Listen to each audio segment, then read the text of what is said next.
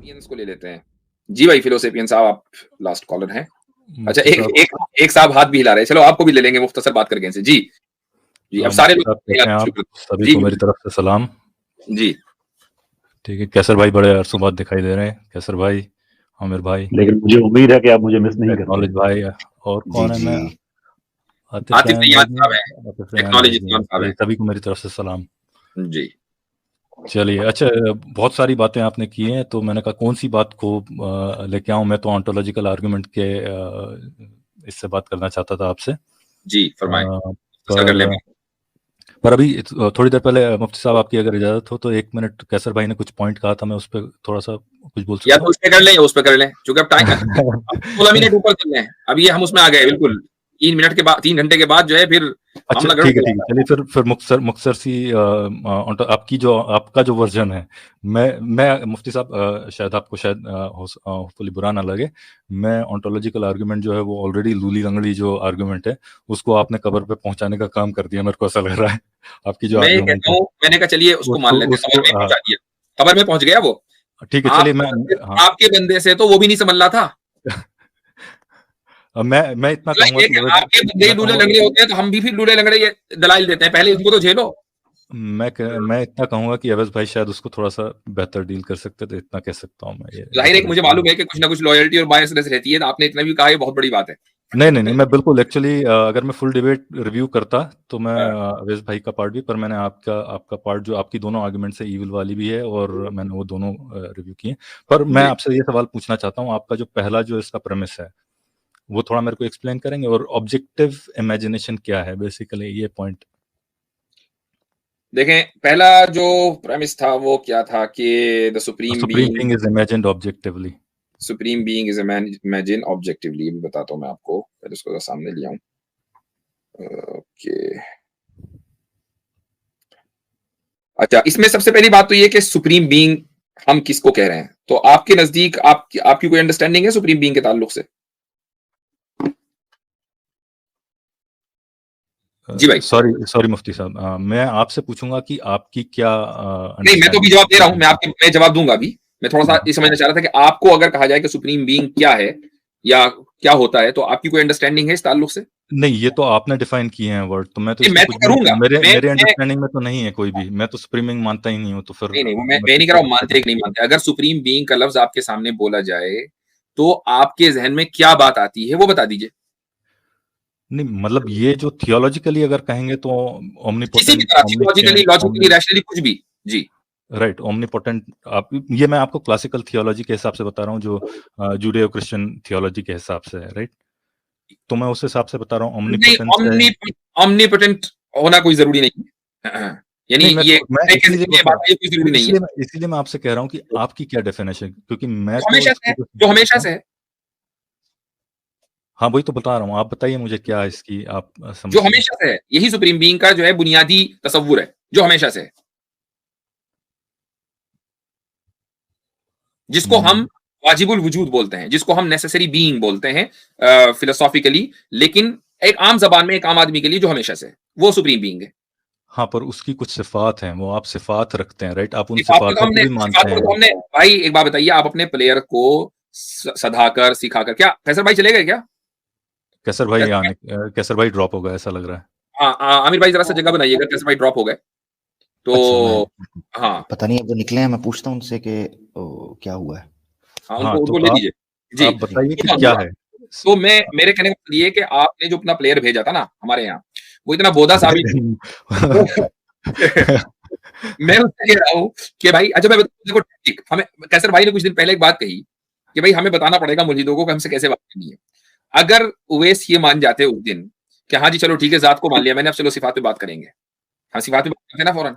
वो बंदा जाति से नहीं हट रहा था, तो मैं सिफात पे क्यों आता? अब नहीं, आप तो बताइए, चूंकि आपको आप इंसाफ मान के चल रहा हूं, तो आप खुद ही बताइए कि मैं जात पर बात कर रहा हूं, और जब जात साबित कर लूंगा तो सिफात पर बात करूंगा। तो होना नहीं, क्या चाहिए था? मैं जात मानता हूं, हम आगे मुफ्ती बढ़ते साहब, हैं। अगर आप सिर्फ जात पे बात करेंगे तो आप सिर्फ एक क्रिएटर को ही अगर बात करके चलेंगे, तो आप उसको डिफाइन कर दीजिए कि वो क्या है, मैक्सिमली ग्रेट है या बिल्कुल वजूद है, जो हमेशा से है, इन्फिनिटली इन्फिनिटली तो हमेशा से पोटेंट है, बताया ना वो मैंने। तो। नेसेसरी जो जो सुप्रीम बीइंग जो लफ्ज मैंने इस्तेमाल किया, वो आपने कहा हमने किस माने में इस्तेमाल किया?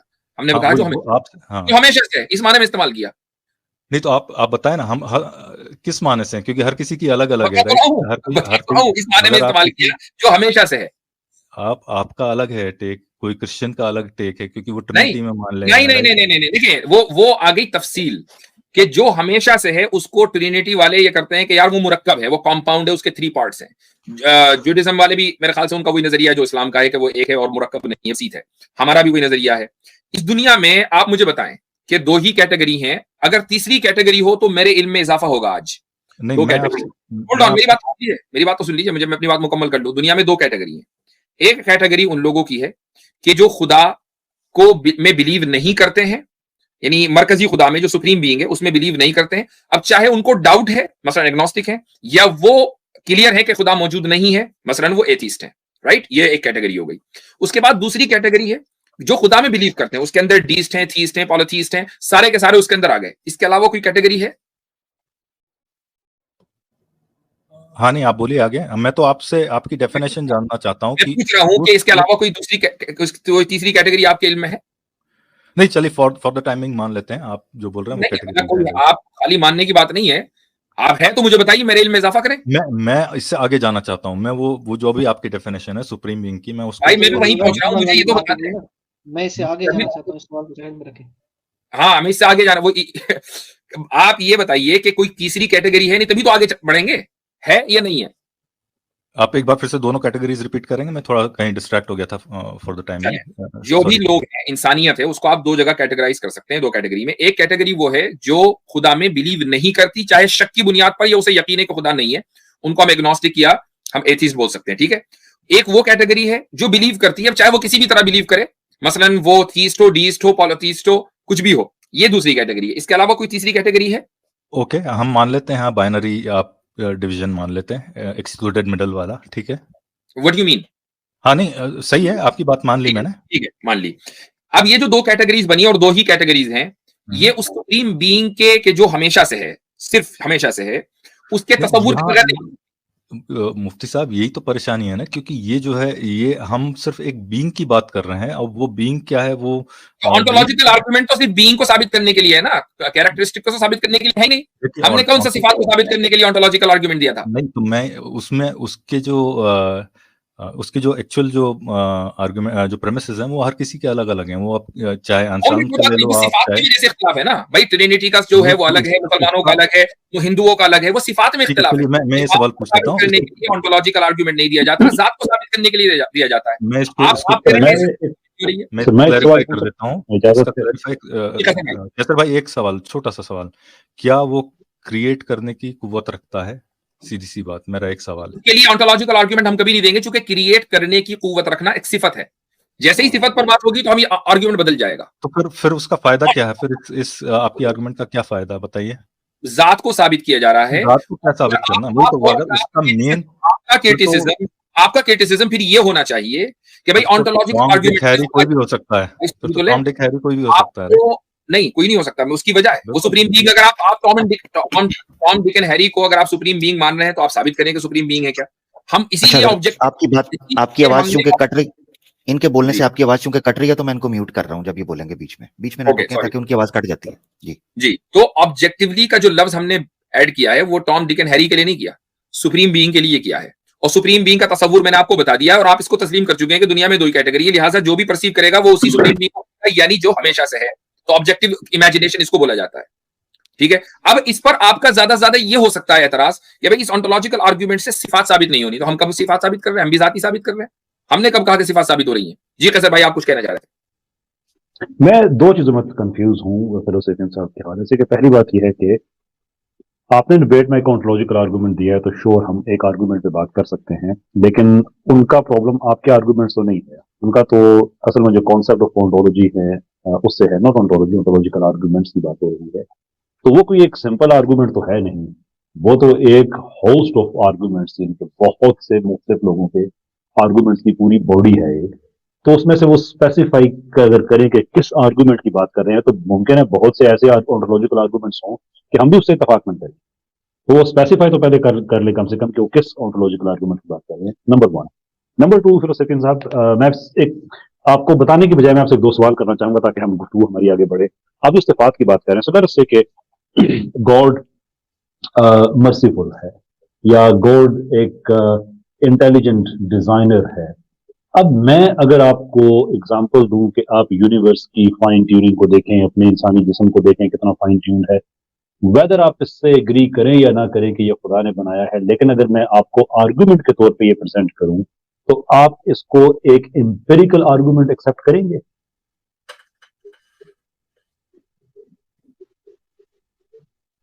सर सॉरी मैं म्यूट पे था, है ना। कैसे, सॉरी। तो आपने सवाल किया कि जो फाइन ट्यूनिंग वाली आर्गुमेंट, वो तो मैंने आपकी स्ट्रीम पे भी एक बार जब भी आया हूँ तो मैंने आपको कहा है कि वो स्ट्रक्चर्ड आर्गुमेंट है और वो एम्पिरिकल बेसिस पे है बेसिकली, क्योंकि वो फाइन ट्यूनिंग का है, वो देखते हैं, राइट। एम्पिरिकल ये बेसिस तो पे है, ऑन्टोलॉजिकल तो है, ये हमारा प्योरली फिलोसॉफिकल है, राइट।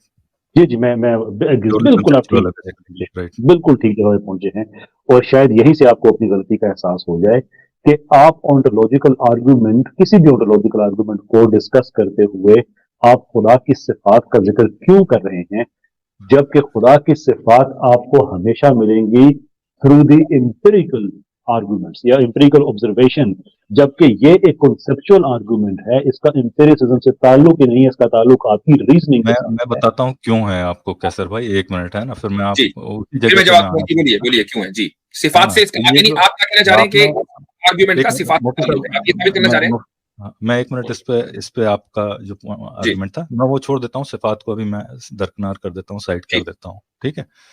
आपने लिखा है the supreme being is imagined objectively, right. हुँ, मैं आपके बिल्कुल लिटरल वर्ड फॉर वर्ड आपने जो लिखा है, आपका जो प्रेमिस ए है उसमें द फिर सुप्रीम सफीन बीइंग साहब, अगर आप इज मेरी बात इमेजिन्ड, का जवाब दें ठीक है।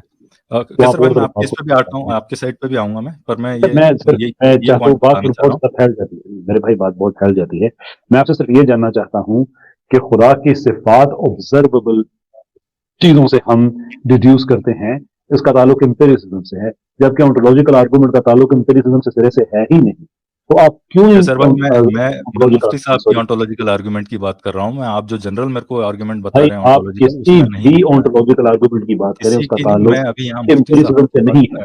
मैं यहाँ मुफ्ती भाई साहब की आप ऑन्टोलॉजिकल आर्गुमेंट पर बात कर रहा हूँ आप मेरी कैसर भाई। बात नहीं समझ रहे हैं, आप मेरी बात नहीं समझ रहे हैं। मैं एक्वाइनस आपकी का बात समझ रहा हूँ कैसर भाई, मैं आपकी बात समझ रहा हूँ, मेरी मैं मेरी आपको सुन बता लीजिए, रहा शायद हूँ आपको कि ये समझ इन्होंने में मुफ्ती साहब ने आए। 100% एक्वाइनस ट्रू का जो लिखा है ये ऑन्टोलॉजिकल किस बिना पे आर्गुमेंट लिखा है। अपना था, एंसल्म का अपना है, डेकार्ट का अपना है, लाइबनिज का अपना है, उन सब की डिफरेंस और बहुत से लोगों का अपना है। कांटिंगा का अपना है, लेकिन सबकी अब में बात है, जो सबकी चीज इसमें फ्लॉज कॉमन है। है, तो फिलोसफी साहब अगर आप उलझने आए हैं तो मैं खामोश हो जाता हूँ। नहीं, आजकल कैसर भाई आप मेरे को पॉइंट आजकल नहीं इन्होंने लिखने दे रहे हैं, मेरा मैं जो पॉइंट तैयारी और रखना चाह तरीके रहा की हूँ। करनी होती मैं है तो ये उलझना आपसे कहते हैं। मैं एक जुमला आपसे कहने के लिए 3 दफा कहना पड़ता है, मेरी बात पूरी हो लेने दें। नॉट एंटायरली श्योर कि ये कोई फिलोसॉफिकल एटीट्यूड है। ये इजाजत है मुझे, मैं अपनी बात पूरी कर लूं? जी जी कैसर भाई, उन्होंने म्यूट कर कैसर लिया, भाई मैं करें। साइलेंट पे हूँ, आप बोलिए। शुक्रिया जनाब। दर्जनों के हिसाब से ऑन्टोलॉजिकल आर्गुमेंट्स डिफरेंट वर्जन्स के पाए जाते हैं, लेकिन सब में एक चीज कॉमन है कि इसका ताल्लुक एम्पिरिसिज्म से नहीं है। आप एक अनफाउंडेड जिद लेके बात को आगे बढ़ाना चाह रहे हैं कि खुदा की सिफात के बारे में बताओ जिसका ताल्लुक एम्पिरिसिज्म से है, और आप कहते हैं खुदा की सिफात बताओ ऑन्टोलॉजिकल आर्गुमेंट से जिसका ताल्लुक एम्पिरिसिज्म से है ही नहीं। इट्स नॉट अ साउंड और वैलिड क्वेश्चन। अगर आप फिलोसफी समझते हैं तो आप समझ गए होंगे कि साउंड और वैलिड से मेरी क्या मुराद है। फिलोसफी में इन दोनों के बड़े पर्टिकुलर मतलब हुआ करते हैं। Go on sir. जी। कैसर भाई आपने 2 मिनट 3 मिनट पहले सुना मैंने क्या कहा था कि मैं सिफात की बात को दरकिनार करके सिर्फ प्योरली आर्गुमेंट पे फोकस करना चाहता हूँ। आपने शायद नहीं सुना वो मेरी बात, राइट। मैं तो स्ट्रीम से बाहर चला गया था, ग्लिच कोई आ नहीं गई नहीं शायद। आपने शुरू में आकर ये कहा ना कि इस जात से क्या फायदा, इस तरह नहीं, तो टॉम वो मैं हटा दी, मैंने हटा दिया मुफ्ती साहब। अब मैं सिर्फ इस पे बात कर रहा हूँ। आपने यहाँ लिखा है 100% ट्रू। जी। The supreme being is imagined objectively, that is 100% true. जी। ये आपने 100% ट्रू का इस पे जो टैग लगाया है ये कहाँ से लगाया है? अभी आपकी बात से लगाया, आपने आके तस्दीक की मेरी बात की। आपने कहा कि कई हैं ऐसे जो इमेजिन नहीं करते हैं, और ये टैग जो है मैंने ही लगवाया, तो आपने लगा भी दिया। ये आपने कहा कि कई जो है वो इमेजिन नहीं भी करते हैं, कई लोग नहीं मानते, राइट। नहीं, मैंने तो नहीं कहा। आपने कहा 2 कैटेगरीज हैं, राइट? हाँ, हाँ। एक जो है बिलीव करते हैं, एक जो बिलीव नहीं हाँ, करते हैं, राइट? जी, जी, ओके, ठीक जी, है। तो अब इसमें जी, इज इमेजिन्ड आपने कहा है, इसका मतलब जी। इसके लिए आपको एम्पिरिकल डेटा चाहिए। ये जो आपने इज इमेजिन्ड ऑब्जेक्टिवली होल्ड लिखा ऑन। है इसके लिए, नहीं, राइट? नहीं, बिल्कुल नहीं चाहिए, बिल्कुल नहीं चाहिए, ये अक्ली दलील है। आपने इसके कैसे लिए कहा कोई कह दिया आपने ये कैसे इंडक्शन कह नहीं दिया कि होती 10,000 साल है। पहले भी लोग जो है इसको इमेजिन करते थे? उसकी वजह ये है, उसके लिए कोई इसीलिए एम्पिरिकल डेटा नहीं चाहिए आपको। मैं बता रहा हूँ, मैं जवाब दे रहा हूँ, उसके लिए कोई एम्पिरिकल डेटा नहीं चाहिए आपको। जब आपने इंसानियत को 2 टुकड़ों में और 2 गिरोहों में तकसीम कर दिया, तीसरा ग्रुप आपने खुद मान लिया कि तीसरा ऑप्शन है नहीं। पहला जो ऑप्शन है वो डिसबिलीवर्स का है, जो नहीं मानते सुप्रीम बीइंग में। चाहे वो शक की बुनियाद पर नहीं मानते या वो दलील की बुनियाद पर नहीं मानते, लेकिन नहीं मानते। किसी चीज को न मानने के लिए उसका तसव्वुर करना जरूरी है। आप उसके तसव्वुर के बगैर उसको रिजेक्ट नहीं कर सकते, उसमें शक नहीं कर सकते। दूसरा ग्रुप जो बड़ा है वो उसको मानने वाला है, मानने वाले भी बगैर तसव्वुर के नहीं मान सकते। तीसरा ग्रुप आप निकाल के दिखा नहीं रहे मुझको, मैं तो खुद ही कह रहा हूं, बताओ मुझको किधर है। नहीं, मुफ्ती साहब ये तो मानने और ना मानने वालों की बात हो रही है। आप 2 अलग फॉल्स वो कर रहे हैं, डायकोटोमी कर रहे हैं यहाँ पे, और फॉल्स इक्विवेलेंस लगा रहे हैं। यहाँ पे आप इमेजिन्ड वालों की बात कर रहे हैं, यहाँ मानने या ना मानने वालों की तो बात ही नहीं हो रही। क्योंकि आपका मानना जो जुमला है इमेजिनेशन के बाद आता आपका है ना, जुमला पहले है आप तसव्वुर करेंगे तब मानेंगे या नहीं मानेंगे। वही इमेजिनेशन या उसका तसव्वुर, गॉड के कॉन्सेप्ट का जो तसव्वुर है, वो ये ईमान तो की बुनियाद है। वो ईमान की ये बुनियाद है या कुफर की बुनियाद है? ये तो उसके हमारी बगैर आज आप की देखिए, गुफ्तगू में आप चल रहा है। इमेजिनेशन को क्या समझ रहे हैं? इमेजिन हम बस आप ये आपको बताइए, वो कैसा दिखता होगा, ये इमेजिनेशन नहीं है। यानी उस कॉन्सेप्ट को, गॉड का जो कॉन्सेप्ट है कि कोई सुप्रीम बीइंग है, सुप्रीम बीइंग यानी जो हमेशा से हमेशा नहीं। कुछ लोग आपको मिलेंगे जो कहेंगे कि नहीं है, कुछ लोग मिलेंगे जो कहेंगे कि है। अब तीसरा ग्रुप आप मुझे बताओ। All across the civilisations, all across the times, कैसे आप मालूम कर सकते हैं? मेरा सवाल यही है, सिंपल आपने खुद तस्लीम कर लिया इसको। अभी मैं नहीं तस्लीम किया। अभी आपने कहा कि तीसरा मैंने ग्रुप मुझे बताइए, आप मुझे बताएं मुफ्ती तीसरा ग्रुप साहब, किधर है। आपने जो मुझसे सवाल पूछा था, मैंने उसका आपको जवाब दिया था कि आप मानते हैं। मैंने कहा मैं मानता नहीं हूँ, और ओहो, ऐसा ग्रुप है जो मानता है। देखिए, सुनिए, सुन ये लीजिए, तो होल्ड 2 ऑन। ग्रुप हम अभी की बात कर रहे हैं ना। आपने मुझसे आकर जो सवाल किया, उसके मैंने आपसे सवाल किया, उसके मुकाबले में कि भाई आप मुझे तीसरा ग्रुप दिखा दें। आपने कहा कि नहीं, मैं अभी मान के चल रहा हूं कि तीसरा ग्रुप नहीं है। अगर आप अभी भी उस पर कायम हैं तो आपके सवाल का जवाब हो गया। और अगर आप ये कह रहे हैं कि नहीं, तीसरा ग्रुप एग्जिस्ट करता है, तो मुझे बताइए किधर है। इसका मुफ्ती साहब, मानने और ना मानने वाले से इमेजिन्ड वाले का ऑब्जेक्टिवली का क्या फर्क पड़ता है? आप ये मेरे को बताएं पहले। ऑब्जेक्टिव का मतलब क्या है आपके नजदीक? आप बताइए, मुझे तो आइडिया है ऑब्जेक्टिव का क्या मतलब होता है। आप बताइए, क्या आप है? क्या आप मुराद ले बताइए, रहे हैं आपको यहाँ आइडिया है ना, मुझे बताइए जी, क्या है? Free of something that can exist outside of mind, basically is objective, basically. और जो भी आउटसाइड माइंड, मैं बता रहा हूं कि क्या है। Objectivity suggest that there is a single unbiased truth that can be known and understood by everyone. ठीक है, ये ऑब्जेक्टिविटी का मतलब है, that can be understood by everyone. तो नहीं, जब हम ये ऑब्जेक्टिविटी और ऑब्जेक्टिवली आप डिफरेंस कर रहे हैं दोनों को। ऑब्जेक्टिवली का आप देखिए, ऑब्जेक्टिवली का फिलोसफी में जो माने हैं वो ये है कि आउटसाइड ऑफ माइंड किसी चीज को आप तस्लीम कर सकते एक हैं। डेफिनेशन है ना, आप चूंकि आपने ऑब्जेक्टिवली नहीं, गूगल आपने ऑब्जेक्टिव नहीं लिखा है, सर आपने यही दे ऑब्जेक्टिवली लिखा है आपके इसमें। चलो ये क्या सेकंड बात साहब, यही ले लें, 2 मिनट में बात खत्म हो जाती है। आप कहते हैं कि खुदा नहीं है, मुफ्ती साहब कहते हैं कि खुदा है। आप जिस खुदा के बारे में कह रहे हैं नहीं है, वो किसी ऐसी एंटिटी के बारे में बात कर रहे हैं जिसको आप सब्जेक्टिवली समझते हैं और किसी और को नहीं पता, या उससे मुराद वही खुदा है जिसको सब समझते हैं, माने या ना माने? कैसर भाई, ये तो हम लोगों के टाइम की बात है, जब यहाँ खुदाओं का आप ही से जो बात हो रही है तो आपके टाइम की बात हो रही है ना भाई। इंटरप्रिटेशन की बात नहीं हो रही कि किसने खुदा को कैसे इंटरप्रेट किया, 10,000 साल पहले किया, 20,000 साल। सर मेरे सिंपल सवाल का मेरे सिंपल सवाल का जवाब दे दीजिए कि आप कहते हैं कि खुदा नहीं है, मुफ्ती साहब कह रहे हैं कि खुदा है। क्या आपके नजदीक जिस खुदा को आप कह रहे हैं नहीं है, वो आपकी सब्जेक्टिव अंडरस्टैंडिंग ऐसी है जो किसी और को नहीं पता, या आप उसी खुदा की बात कर रहे हैं जिसको सब खुदा समझते हैं, आपको माने ना माने वो बात? सर भाई, आप मेरे पीछे पड़े, मैं तो अपनी जो गुफ्तगू चल रही है उसको तो मान बैठा हूँ। मैं ये कह रहा जो हूँ 10,000 साल की आप एग्जांपल दे रहे हैं मेरे भाई, 10,000। मेरे को तो बोलने दें कैसर भाई, आपने बोला, आप तो मेरे को तो बोला, आप डॉज कर रहे हैं ना चीजों को, बेला वजह उलझा रहे हैं, और टाइम कम है, 3 घंटे 3.5 घंटे से ऊपर टाइम हो गया है। वही जुमला बोल चुके हैं जिसको मैं ऑलरेडी मान चुका हूँ। आप अच्छा, एक दफा और आप मान जाइए, बता दीजिए कि जब आप कहते हैं खुदा नहीं है, do you mean a supreme being आप क्या 100% श्योर हैं कोई ऐसी सिविलाइजेशंस नहीं थी जिसमें खुदा को तस्लीम नहीं किया जाता था? Are you 100% sure? जब उस सिविलाइजेशन का कोई बंदा आया तो मैं उससे जरूर बात करूंगा। मेरी बात आपसे हो रही है। आपका जो स्टेटमेंट है मुफ्ती साहब का, ये जो है वो गलत हो गया, यहीं पे साबित हो गया। नहीं गलत हुआ है, ये गलत हुआ। आप खुद ही कर चुके हैं सर। अभी पहले आपने तस्लीम किया है। अभी आपने नहीं मैंने पहले ही कहा कि ये इंडिपेंडेंट ऑफ एम्पेरिकल डेटा है, ये अकली बुनियादों पर है, क्योंकि आप कोई तीसरी कैटेगरी साबित नहीं कर पा रहे हैं। और दो कैटेगरी आप तस्लीम कर रहे हैं कि कैटेगरी दो ही है, तीसरी है ही नहीं। हो सकता है कि उनकी लाइफ में उन्होंने इमेजिन नहीं किया हो कभी। मेरा सिर्फ ये कहना है यहाँ पे। आप तीसरी कैटेगरी बिल्कुल हो सकता है, लेकिन शर्त ये कि आपको तीसरी कैटेगरी बतानी पड़ेगी। तीसरी कैटेगरी आपको बतानी पड़ेगी, वो कहाँ है?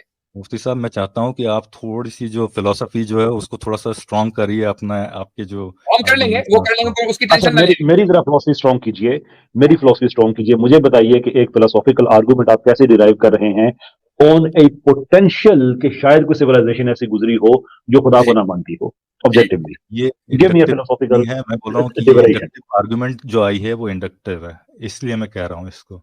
ये आप असल में आपको पता है कि इंडक्शन, आपको पता है कि इंडक्टिव पोजीशन बड़ी कमजोर है। आप इसको अफोर्ड कर सकते हो कैसर भाई? तो बात खत्म हो गई। Therefore you have no argument. अब मूव ऑन करते हैं। मेरा यही पॉइंट है। आप नहीं आ सकते, आप नहीं आ सकते। So this is where we conclude. मुफ्ती साहब ने एक चीज को कहा है कि 100%, आप उसके जवाब में कह रहे हैं कि मेरे पास ऐसा 100% एविडेंस नहीं है कि ये 100% है, देयरफॉर आपकी पोजीशन न्यूट्रल हो जाती है, आपके पास काउंटर आर्गुमेंट नहीं है। जी हाँ, देखें, जब मैं अब आपको फिलोसफी आपकी जरा मजबूत कर देता हूं, मेरी तो खैर कमजोर है, चलो आपकी कर देता हूं। देखें, फिलोसफी के अंदर एक होता है universal positive statement. Universal positive statement को निगेट करने के लिए आपको पर्टिकुलर नेगेटिव स्टेटमेंट साबित करना पड़ेगा। यानी इसको हम अरबी में कहते हैं। अब मैं अरबी में बता रहा हूं ताकि हमारे देखने वाले वो भी हैं जो मदरसे से ताल्लुक रखते हैं। मैंने जब ये कहा कि ये स्टेटमेंट जो है एक मुजीबा कुल्लिया है, तो मुजीबा कुल्लिया को आप गलत साबित करने के लिए आपको सालिबा जुजिया बोलना पड़ेगा, सालिबा जुजिया को साबित करना पड़ेगा। और सालिबा जुजिया किसको कहते हैं? Negative particular statement. और आप कोई भी नेगेटिव पर्टिकुलर स्टेटमेंट साबित नहीं कर पा रहे हैं, मैं जिक्र करें कि ऐसा हो सकता है, तो मेरा जो यूनिवर्सल पॉजिटिव स्टेटमेंट है उसको तो आपने निगेट किया ही नहीं ना। चले जी, हो गई। मुफ्ती साहब, ये क्लेम आपका है कि 100%। मैं इनसे जानना चाह रहा हूँ आप यार, फिलो भाई मैंने भी तो बात करनी है ना, मेरा भी दिल कर रहा है। आप फिलोसफी थोड़ा मजबूत करने आए हैं, तो मैंने कहा चलो लगे हाथ। मेरी फिलोसफी बहुत ही कमजोर है, थक गई है। अच्छा, मैंने कहा मैं भी करवा लूं। अच्छा फिलोसफियंस भाई, ये इमेजिनेशन में और बिलीव में कोई फर्क है? मैं जानना चाह रहा हूँ। हाँ बिल्कुल है।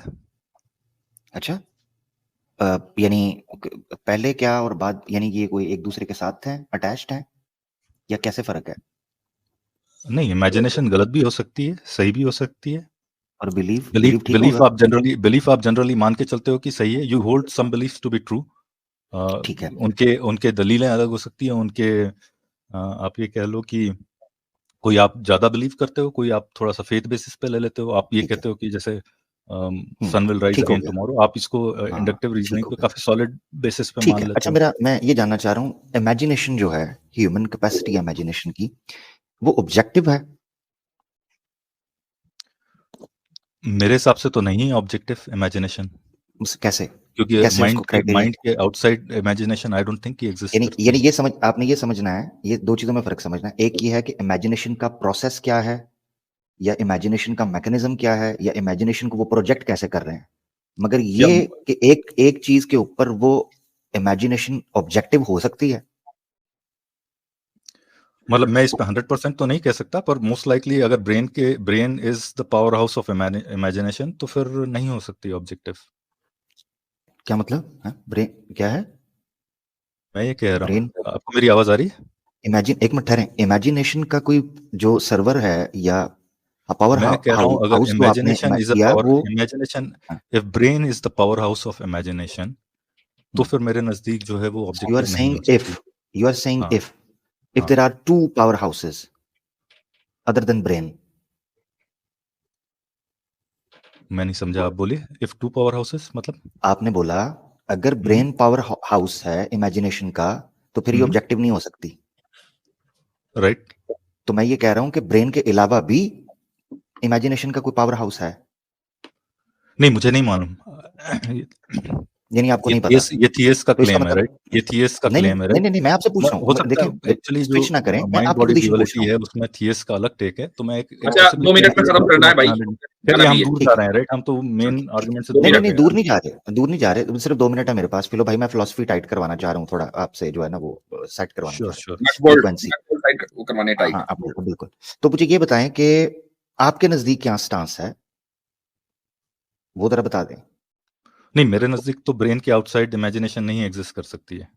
ब्रेन के या तो अगर आउट होंगे तो बोल्ट्जमान ब्रेन्स हो सकते हैं, वो चाहे तो वो इमेजिनेशन कर सकते हैं। नहीं मेरा जो सवाल है उस पर फोकस करें। मैं ये जानना चाह रहा हूँ, ह्यूमन की कैपेसिटी है कि वो इमेजिन करता है चीजों को, ठीक है? राइट। ये इमेजिनेशन जो है ये ऑब्जेक्टिवली हर ह्यूमन बीइंग के अंदर मौजूद है, ये कैपेसिटी जो है यूनिवर्सल कह सकते हैं आप, इमेजिनेशन। उसका ऑब्जेक्टिव तो नहीं है। यूनिवर्सल कह राइट सकते हैं, ठीक है, चलें, राइट। थैंक यू, यूनिवर्सल कह सकते हैं, ठीक हम्म। है। ये जो एबिलिटी है इमेजिन करने की, ये ऑब्वियसली हर ह्यूमन बीइंग के अंदर है, जैसे आपने बताया। हो सकती है, और कई बच्चे जो पैदा होते हैं, जो ब्रेन डेड पैदा होते हैं, उनमें नहीं भी होती होगी, एटलीस्ट उनके नहीं ब्रेन में मैं तो एक्टिविटी तो नहीं ऑब्वियसली होती। उन्हीं की बात कर रहा हूँ ना, कि तो जिनको हम मतलब आप ह्यूमन उनको जो एक्टिवली इस ब्रेन डेड काबिल हैं, जो समझते हैं कि जो पैदाइशी जो ब्रेन इमेजिनेशन डेड है, कर उनको सकते हैं। एक्सक्लूड कर रहे हैं, उनको आप ह्यूमंस नहीं मान रहे, राइट?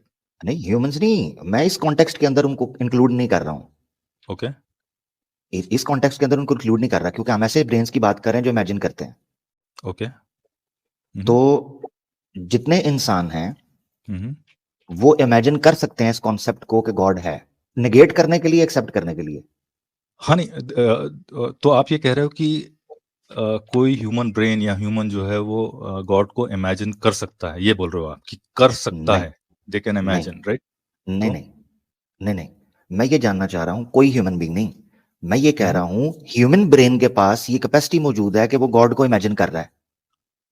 कर सकता है, राइट? मतलब गॉड को, मतलब कर कोई सकता सुप्रीम बीइंग को अगर आप कहना चाह रहे हैं, हाँ कर सकता है, हाँ राइट? कर ये सकता है, कैपेबिलिटी है। उसको निगेट करे बाद में उस पर बिलीव रखे या ना रखे, वो अलग बात है।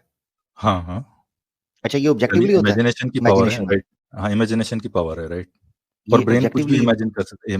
ह्यूमंस के पास कुछ ऐसी नहीं चीजों मैं को भी इमेजिन पर्टिकुलरली जो करने की पूछ रहा हूँ वो पावर है। बता दे, मेरे पास टाइम खत्म हो गया। ये ऑब्जेक्टिवली हो सकता है? नहीं, ऑब्जेक्टिवली कहाँ है? ऑब्जेक्टिवली नहीं है ना, ये तो यूनिवर्सल ही है, राइट? ऑब्जेक्टिवली कैसे हो गया ये? ह्यूमन के कॉन्टेक्स्ट में कह रहे हैं नहीं, ह्यूमन आपको। के सर अच्छा मैं आपको ऑब्जेक्टिव। इसका मतलब है रिकॉर्ड पे इनको। एक पॉइंट लेके आना चाह रहा हूं कि ये यूनिवर्सल है लेकिन ऑब्जेक्टिव नहीं है। मेरा ख्याल है मेरी एग्जैक्टली फिलोसफी है। मैं यही कहना चाह रहा था कि इनको इसका मतलब है ऑब्जेक्टिव से मसला है, यूनिवर्सल से इशू नहीं है। खैर मेरे ख्याल से मुफ्ती साहब तो चले गए, मेरे 2 मिनट भी मुकम्मल हो गए। ठीक है, अपना फिलोसफी ठीक करवा लो साहब। बहुत शुक्रिया मेरा भाई, थैंक यू। ठीक है, आपसे इजाजत लेते चलिए। हैं, बहुत शुक्रिया। मुफ्ती साहब पता नहीं, मुझे पता नहीं उन्होंने मैसेज किया या ऐसे ही। आतिफ भाई कोई ड्रॉप हुए हैं मुफ्ती साहब या गए हैं? जी ड्रॉप हुए, मैं जगह बना रहा हूँ उनके लिए, कह रहे हैं जगह बनाने के लिए। अच्छा ठीक हो गया, चले, बहुत शुक्रिया। मेरे ख्याल से मुफ्ती साहब तो आ रहे हैं, वापस जुड़ रहे हैं। अच्छा अजीब बात यह है कि कैसर भाई ने एक्सप्लेन किया है कि एक आर्ग्यूमेंट है, ऑन्टोलॉजिकल आर्ग्यूमेंट है, या ऑन्टोलॉजिकल बेसिस पे अगर किसी चीज की डिबेट चल रही है तो ऑब्वियसली वो एग्जिस्टेंस को ज्यादा फोकस करेगी, ना ये कि वो कैरेक्टरिस्टिक्स की बात करे। अब वो ऑन्टोलॉजिकल आर्ग्यूमेंट को रिफ्यूट करने आए हैं उससे नेक्स्ट स्टेप के साथ, जो बेसिकली थियोलॉजी के अंदर कैरेक्टरिस्टिक्स के कैटेगरी के अंदर आता है। बहरहाल मुफ्ती साहब वापस आ गए, इनसे इजाजत ले लिया हजरत हमने, बाकी आप अच्छा, देखें हाँ, क्या मेरा मामला पता नहीं क्या हो गया, नेट खराब हो गया, वो तो मैं फोन से आया हूँ। तो मेरे ख्याल से वसालत भाई, अच्छा लास्ट कमेंट आप कर दें, उसके बाद अपनी आज की स्ट्रीम खत्म करें। बिल्कुल बिल्कुल। अस्सलाम वालेकुम रहमतुल्लाह। जी आवाज आ रही है मेरी? जी जी हाँ। जी हाँ, मैं यहाँ पे कंप्लेन करने आया हूँ मुफ्ती साहब और आमिर भाई को के सामने एहतिजाज रखूंगा कि क्या आप दोनों के साथ प्रॉब्लम क्या है कि जब भी मैं ज्वाइन करता हूँ, लास्ट टाइम स्केप्टिक एग्नोस्टिक मुझसे पहले रख दिया, इस बार फाइलोसेपियंस नाम का बंदा आ गया। आप लोग चाह रहे हैं मेरे बाल के मुकम्मल तौर पे सफेद हो जाएं? आधे तो हो गए, आधे करने की जिम्मेदारी हम लेते हैं।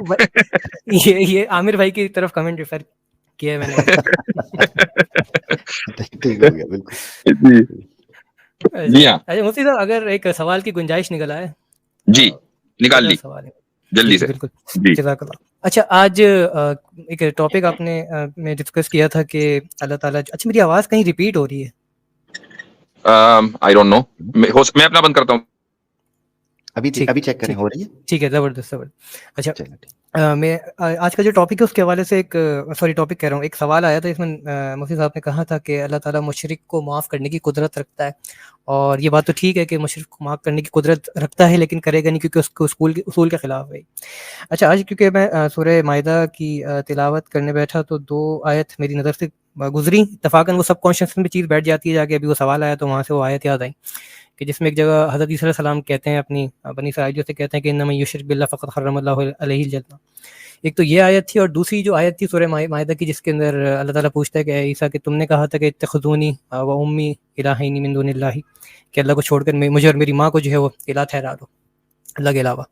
तो उसके ऊपर हज़रत ईसा सलाम दलाइल देते कि नहीं, मैंने कभी जब तक रहा हूँ उनके दरमियान ऐसा मेरा कोई इरादा नहीं था, और जब मुझे तूने उठा लिया उसके बाद इनका क्या मामला हो तू बेहतर जानता। उसके बाद हज़रत ईसा सलाम एक केस रखते हैं, इस पे कहते हैं इन तुअज़्ज़िबहुम फ़इन्नहुम इबादुका, कि अगर आप इनको अज़ाब देते हो आपके बंदे हैं, वइन तग़फ़िर लहुम फ़इन्नका अंतल अज़ीज़ुल हकीम, कि अगर आप इनको माफ़ कर दें तो ये आपके जो हो, मतलब आप जो है वो अज़ीज़ और हकीम है, बड़ी मतलब ज़बरदस्त ज़ात है और हिकमत वाले।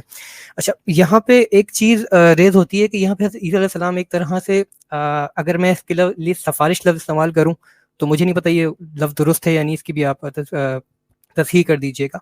तो यहाँ पे ये इशारा नहीं मिलता कि जिन्होंने ईसा अलैहिस्सलाम को या उनकी माँ को जो है वो अल्लाह के अलावा इलाह ठहराया, उसके लिए एक तरह से सिफ़ारिश यहाँ हो रही है कि अल्लाह ताला अगर अज़ाब दे तो उसके बंदे हैं, लेकिन अगर बख्श दे तो अल्लाह ताला की जो मतलब वो हकीम भी है और अज़ीम भी है, नहीं, ऐसा नहीं है, सिफारिश नहीं हो रही है। अंबिया अलैहिमुस्सलातु वस्सलाम को ये पता है कि अल्लाह ताला जो है वो शिर्क को माफ नहीं करेगा।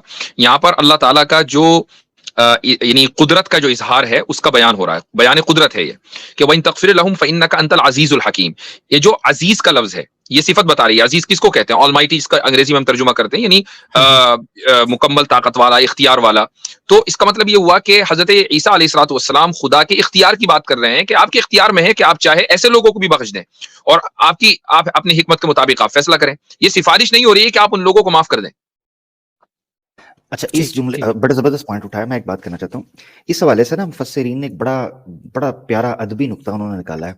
उन्होंने कहा हजरत ईसा अलैहिस्सलाम के कंधे पर रखकर वो उनकी कौम शिरक कर रही थी, तो हजरत ईसा अलैहिस्सलाम ने कामिल आजिज़ी और इनकिसारी दिखाई है हर एतबार से, कि मौला आपने मुझसे डायरेक्ट सवाल किया है, आपको पता है मैं तो इन चीज के अंदर ना मुलव्वस था ना इनको कहा था, तो उस आजिज़ी और इनकिसारी में उन्होंने अल्लाह ताला के साथ ये मुकालमा किया कि आप रहमान हैं, आप इनको भी बख्श सकते हैं, यानी आपके पास तो इतनी ताकत है कि आप इनको भी बख्श सकते हैं, मैं तो कभी इनको कहा ही नहीं था ये चीज करने की। तो यानी ये समझे कि जैसे अल्लाह की रहमत को या अल्लाह के फजल को आवाज देने के मुतरादिफ है ये जुमला है। नहीं, जो सही ताबीर है ना आमिर भाई वो यही है कि ये अल्लाह ताला की कुदरत का बयान है कि खुदा की कुदरत में है कि वो मुशरिक को चाहे तो बख्श दे। और इसी जगह से जो उलमाए अकायद हैं उन्होंने यहीं से इस्तेदलाल किया है कि मुशरिक को माफ करना भी खुदा की कुदरत में है। ये नहीं कहा जाएगा कि वो खुदा की कुदरत के बाहर है, और अगर कुदरत में न होता तो हजरत ईसा अलैहिस्सलाम ये न कहते। ये पॉइंट है। चूंकि जो चीज नामुमकिन होती है वो अंबिया अलैहिस्सलाम की जबान पे जारी नहीं होती। तो हजरत हम ये बात 100% कह सकते हैं कि मुशरिक को अल्लाह ताला बख्शेगा ही नहीं, यानी कि गारंटीड है। अगर कोई शख्स जी हाँ, ये ऐलान है खुदा का, ला तब्दील लिकलिमातिल्लाह, खुदा ने ऐलान कर रखा है कि उसके ऐलानात बदलते नहीं है। ये बात 100% कही जाएगी। सही। यानी कि अगर कोई शख्स मुशरिक मरा है तो उसके बारे में हम ये तय कर लेंगे पहले, यानी कि ज़बानी तौर पे भी तय करेंगे कि हाँ ये शख्स जो है वो बिल्कुल। अगर हमें ये मालूम है कि एक आदमी मुशरिक मरा है और कोई इम्कान नहीं है कि वो कुफर पे, वो इस्लाम पर मरा हो, तो वो तय है उसका जहन्नमी होना खुदा के हुक्म के मुताबिक, उसमें कोई तब्दीली नहीं होगी। ठीक है, जज़ाकल्लाह, बहुत शुक्रिया।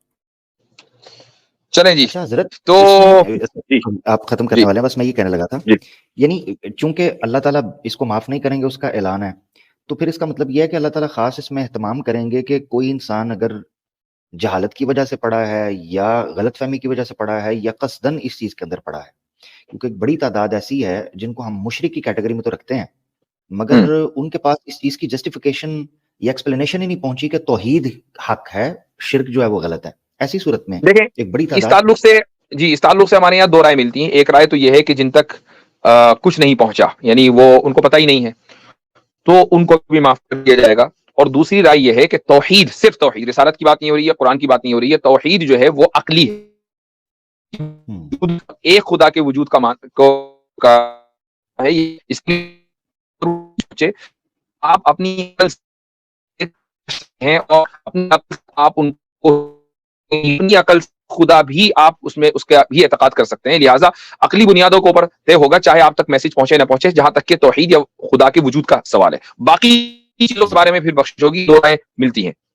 जबरदस्त जबरदस्त, इतना ही हजरत, बहुत शुक्रिया, जज़ाकल्लाह। चलें, जज़ाकुमुल्लाह खैरन। ठीक है, बहुत शुक्रिया कैसर भाई और आमिर भाई, एक्नॉलेज इस्लाम साहब, आतिफ रैयान साहब, और शुरू में हमारे आसिम इफ्तिखार साहब भी थे। तो अच्छा लगा, आप सभी हजरात तशरीफ लाए और अच्छी नशिस्त रही, मजलिस रही माशाअल्लाह। बहुत शुक्रिया। चलें ठीक है, इंशाअल्लाह फिर मुलाकात होती है। जज़ाकुमुल्लाह खैरन। अस्सलामु अलैकुम वरहमतुल्लाहि वबरकातुहू। मैं आप सभी हजरात से ये गुजारिश करूंगा कि इस वीडियो को अपने जितने भी ग्रुप्स हैं उसमें शेयर करें। इसी तरीके से अगर आप लाइक करेंगे तो उससे ये होगा कि जो YouTube एल्गोरिदम है, तो आपके जो फॉलोवर्स हैं या जो आपसे लोग जुड़े हुए हैं उन तक ये वीडियो पहुंचेगी। ये जरूरी है कि इस्लाम का जो पैगाम है मुसलमान नहीं पहुंचाएंगे तो फिर कौन पहुंचाएगा? हमारा काम है यहाँ आकर गुफ्तगू करना, आपका काम है इस गुफ्तगू को आगे पहुंचाना।